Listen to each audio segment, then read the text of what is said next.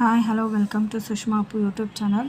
ಇವತ್ತೊಂದು ರೆಸಿಪಿ ಮಾಡೋದು ಹೇಳ್ಕೊಡ್ತೀನಿ ಬನ್ನಿ ಗೈಸ್. ಫಿಶ್ ಸಾಂಬಾರು ಹೇಗೆ ಮಾಡೋದು ಅಂತ ನೋಡೋಣ. ಚೆನ್ನಾಗಿರುತ್ತೆ, ಪರ್ಫೆಕ್ಟ್ ಅದರಲ್ಲಿ ಫಿಶ್ ಸಾಂಬಾರು. ಹುಳಿ ಖಾರ ಉಪ್ಪು ಪರ್ಫೆಕ್ಟಾಗಿದೆ ಗೈಸ್. ಸೊ ಬನ್ನಿ ಹೇಗೆ ಮಾಡೋದು ಅಂತ ನೋಡೋಣ. ಸೊ ನೀವು ಒಂದ್ಸರಿ ಟ್ರೈ ಮಾಡಿ, ಮಿಸ್ ಮಾಡದೆ ಟ್ರೈ ಮಾಡಿ. ಫಿಶ್ ತೊಗೊಬಂದಾಗ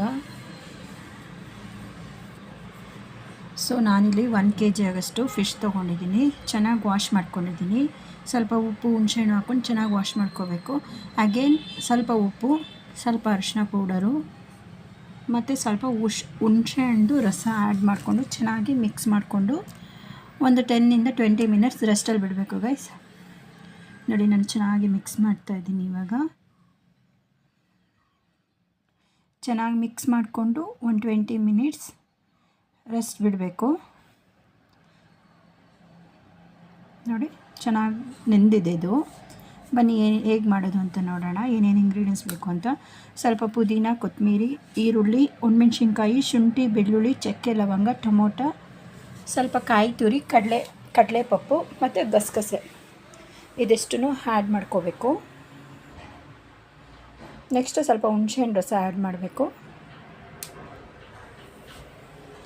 ಒಂದು ಪ್ಯಾನ್ ಬಿಸಿ ಆಗಿದೆ. ನಾನು ಇವಾಗ ಏನೇನು ಇಂಗ್ರೀಡಿಯೆಂಟ್ಸ್ ತೋರಿಸಿದ್ನೋ ಅದನ್ನೆಲ್ಲ ಹಾಕಿ ಚೆನ್ನಾಗಿ ರೋಸ್ಟ್ ಮಾಡ್ಕೋಬೇಕು.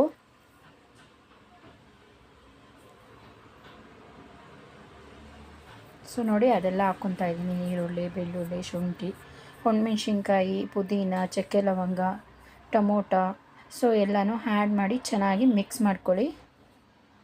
ಚೆನ್ನಾಗಿ ರೋಸ್ಟ್ ಆಗಬೇಕು. ಸೊ ಹಾಗೆ ನೋಡಿ, ಈ ಥರ ರೋಸ್ಟ್ ಆಗಬೇಕು. ಸ್ವಲ್ಪ ಗಸಗಸೆ, ಸ್ವಲ್ಪ ಕಡಲೆಪಪ್ಪು,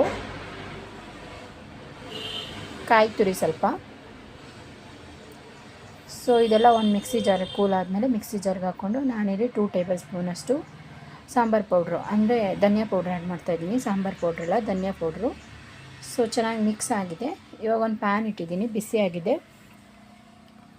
ಸೊ ಇದಕ್ಕೆ ಸ್ವಲ್ಪ ಈರುಳ್ಳಿ, ಬೆಳ್ಳುಳ್ಳಿ, ಸ್ವಲ್ಪ ಕರಿಬೇವು ಆ್ಯಡ್ ಮಾಡಬೇಕು. ನೆಕ್ಸ್ಟು ನಾವು ಮಸಾಲೆ ಏನು ರುಬ್ಬಿಟ್ಕೊಂಡಿದ್ವೋ ಆ ಮಸಾಲೆನ ಇದರಲ್ಲಿ ಆ್ಯಡ್ ಮಾಡ್ತಾಯಿದ್ದೀನಿ.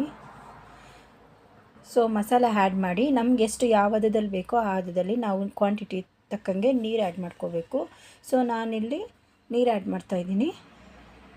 ನೆಕ್ಸ್ಟು ರುಚಿಗೆ ತಕ್ಕಷ್ಟು ಉಪ್ಪು. ಸೊ ಇದು ಚೆನ್ನಾಗಿ ಮಿಕ್ಸ್ ಆಗಿ ಚೆನ್ನಾಗಿ ಬಾಯ್ಲ್ ಆಗಬೇಕು ಗೈಸ್. ಚೆನ್ನಾಗಿ ಅದು ಫ್ಲೇವರ್ ಎಲ್ಲ ಹೋಗಬೇಕು. ಸೊ ಚೆನ್ನಾಗಿ ಕುದಿ ಬರ್ತಾ ಇದ್ದಾಗ ನಾವು ಮೀನು ಏನು ಕ್ಲೀನ್ ಮಾಡಿರ್ತೀವೋ ಅದನ್ನು ಹಾಕ್ಕೊಂಡು